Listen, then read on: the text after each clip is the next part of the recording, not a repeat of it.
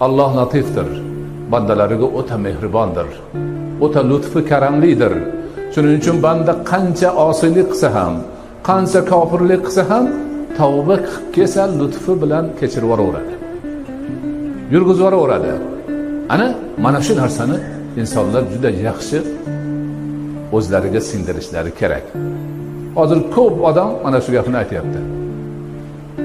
Menga saytda savol kelganda, shu ruhiy tarbiya bobida asosan shu savol. Shuncha gunoh qilib qo'ydik, endi bu yog'i nima bo'ladi, undoq edi, bundoq edi degan gaplar haligi shaytonning ig'vosini tarjimasi insonlarning yozuvi bilan keladi. Ularning hammasini o'sha shayton to'g'ri yo'lga ketayotganini ko'rib chiday olmasdan ig'vo qilayotgan bo'ladi. Bu meni malayim endi ketyapti bu yoqqa qarab. Buni ig'vo qilib qo'ymasam bo'lmaydi deb urinayotgan bo'ladi.